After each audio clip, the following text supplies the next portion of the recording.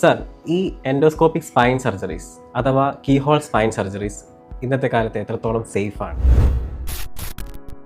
Endoscopic spine surgery ഇന്നത്തെ കാലത്ത് വളരെ സേഫ് ആയിട്ടുള്ള സർജറിയാണ്. നമ്മൾ എവല്യൂഷൻ ഓഫ് സ്പൈൻ സർജറി കുറിച്ച് നോക്കുകയാണെന്നുണ്ടെങ്കിൽ ഓപ്പൺ സ്പൈൻ സർജറി ഏകദേശം ഒരു 10 to 12 സെൻറ്റിമീറ്റർ സൈസ് ഓഫ് ഇൻസിഷനിൽ ചെയ്തിരുന്ന സർജറി പിന്നെ അതൊരു മിനിമൽ ഇൻവേസീവ് ട്യൂബുലർ സർജറിയായി മാറി ഒരു 1 inch ഓഫ് സൈസ് ഇൻസിഷൻ. പിന്നെ ഇപ്പോൾ ലേറ്റസ്റ്റ് ആയിട്ടുള്ളതാണ് എൻഡോസ്കോപ്പിക് സ്പൈൻ. ഹാർഡ്ലി ഒരു 1 centimeter ഇൻസിഷനാണ് അതിനുണ്ടാവുക. ഈവൺ ദോ ഇൻസിഷൻ്റെ സൈസ് ചെറുതാണെങ്കിലും നമ്മൾ magnification has gone up to 30x. അത് അത്രയും മാഗ്നിഫിക്കേഷനിലാണ് നമ്മൾ ഈ ഓരോ സ്ട്രക്ചേഴ്സ് കാണാം, ഈ ഡ്യൂറൽ സ്ട്രക്ചേഴ്സും നെർവ് റൂട്ട്സ് ഒക്കെ. അതുകൊണ്ട് ഇഞ്ചറീസിൻ്റെ ചാൻസ് ഒക്കെ ഭയങ്കര കുറവാണ്.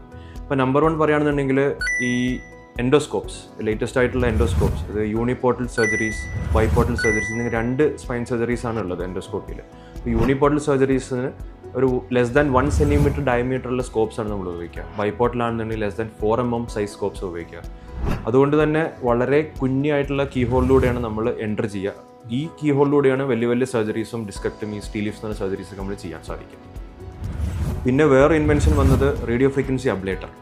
ഓക്കെ, ഈ FDA spine approved radio frequency ablators നമുക്ക് അവൈലബിൾ ആണ്. ഇപ്പോൾ ഈ പഴയ type of radio frequency ablators difference എന്താണെന്നുണ്ടെങ്കിൽ പണ്ടുണ്ടായിരുന്ന കോണിക്കൽ ടൈപ്പ് ഓഫ് ബേൺ ഇപ്പോൾ സ്ട്രെയിറ്റ് ആയിട്ടാണ് വരുന്നത്. അതുകൊണ്ട് തന്നെ വളരെ പ്രിസൈസ് ആയിട്ടാണ് റേഡിയോ ഫ്രീക്വൻസി അബ്ലേറ്റ് ചെയ്യുന്നത് സാധനങ്ങൾ. അതുകൊണ്ട് തന്നെ നെർവ് റൂട്ട് ഇഞ്ചുറീസും പോസ്റ്റ് ഓപ്പറേറ്റീവ് ഡിസസ്തേഷ്യാസ്, അത് കഴിഞ്ഞിട്ട് സർജറി കഴിഞ്ഞിട്ടുള്ള വേദനയൊക്കെ ഭയങ്കര കുറവാണ് ഈ FDA അപ്രൂവ്ഡ് സ്പൈൻ RFs ഉപയോഗിക്കുന്നത്.